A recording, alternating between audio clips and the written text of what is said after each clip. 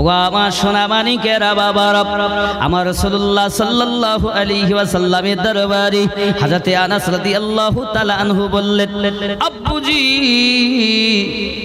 আব্বুজি 10 বছর আমি হারিয়ে গেলাম, আমার কোনো খোঁজ আপনারা নিলেন না। ওগো আমার আব্বু, আপনি কি বলতে চাচ্ছেন বলুন। আব্বুজি বলে, বাবা আনাস, তোমার মা কান্নাকাটি করে, অনেকদিন বাড়ি ছেড়েছো, চলো বাবা বাড়িতে যাই।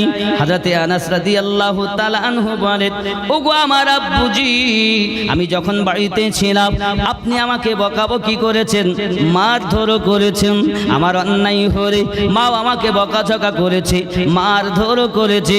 ওগো মা, ওগো আমার আব্বু, আল্লাহ পাক কোরআন শরীফের ভিতরে জানিয়েছেন, মায়ের থেকে বেশি, আব্বার থেকে বেশি, সন্তানের থেকে বেশি, অর্থের থেকে বেশি, আত্মীয় স্বজনের থেকে বেশি, ধন দৌলতের থেকে বেশি, নিজের জীবন অপেক্ষা বেশি। আমি রাসূলুল্লাহকে মহব্বত না করলে সে মুমিন হতে পারবে না। ওগো আমার আব্বুজি, আমি বাড়িতে ফিরে যাব না, তবে হতে পারে কখনো কখনো আমি মাকে আপনাকে দেখে আসতে পারি।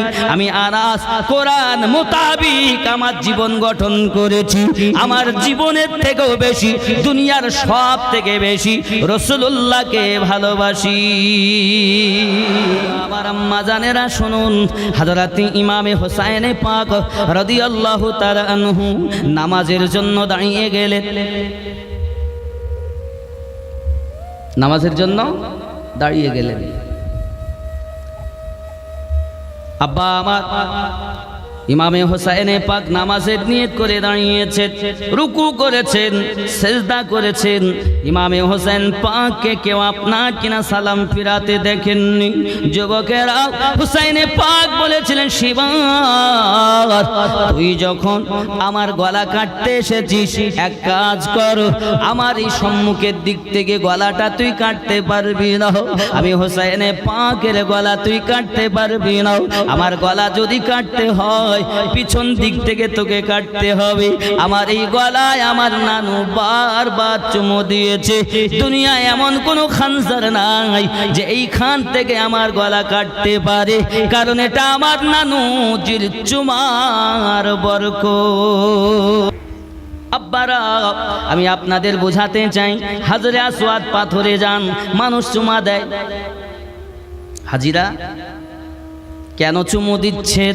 রাসূলুল্লাহ চুমু দিয়েছেন, সাহাবায়ে কেরাম চুমু দিয়েছেন, এই জন্য চুমু দিচ্ছেন। বাবা, হে বন্ধুরে, যে পাথরে রাসূলুল্লাহ সাল্লাল্লাহু আলাইহি ওয়াসাল্লাম একবার চুমু দিয়েছেন, বিশ্বের মানুষ বারবার চুমু দিচ্ছেন। আর যে গলাতে রাসূলুল্লাহ বারবার চুমু দিয়েছেন, ওই গলা কারবালার মাটিতে কাটা হয়েছে। যুবকেরা, ইমামে হোসেন পাক রাদিয়াল্লাহু তাআলা আনহু পিছন দিক থেকে সীমা তলোয়ার চালিয়ে দিল। আবার আব্বা জানেরা, দেহ থেকে মুন্ডুটা আলাদা হয়ে গেল। ইন্না লিল্লাহি ওয়া ইন্না ইলাইহি রাজিউন। এই যুবকেরা আমার, 32টার মতো তলোয়ারের আঘাত ছিল বাবা, নেজার আঘাত 34টার মতো ছিল, 72টারও বেশি যার দেহে তীরের আঘাত রয়েছে। হোসেন পাক রাদিয়াল্লাহু তাআলা আনহু নানুর উম্মতের জন্য নিজে গলাটা কাটিয়ে দিয়েছেন। অনেক বেঈমানেরা বলে, অনেক জিদের দালালেরা বলে, আব্দুল ওয়াহাব নাজদির দালালেরা বলে, রাসূলুল্লাহ সাল্লাল্লাহু আলাইহি ওয়াসাল্লাম নিজের নাতি দুটোকেই বাঁচাতে পারেননি, হাসরের মাঠে উম্মতকে কি বাঁচাবে? নাউজুবিল্লাহ বলেন। জওয়ান যুবক সোনা মানিকেরা, কত বড় বেঈমান তারা!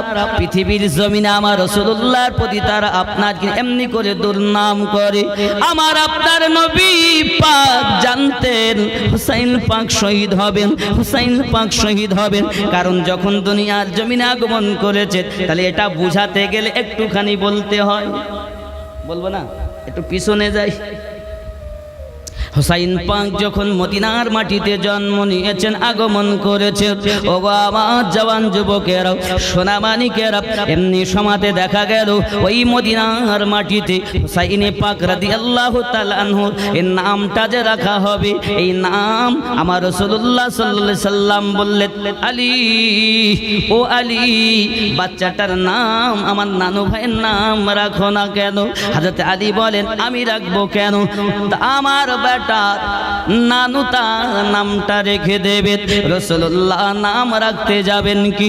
আল্লাহ পাক বলেন, জিবরিল জমিনে চলে যাও, ওই বাচ্চাটার নাম আলীকেও রাখতে হবে না, ফাতেমাকেও রাখতে হবে না, আমার হাবিবকেও রাখতে হবে না, ওই বাচ্চাটার নাম আমি আল্লাহ নিজে রেখে দিলাম হুসাইন।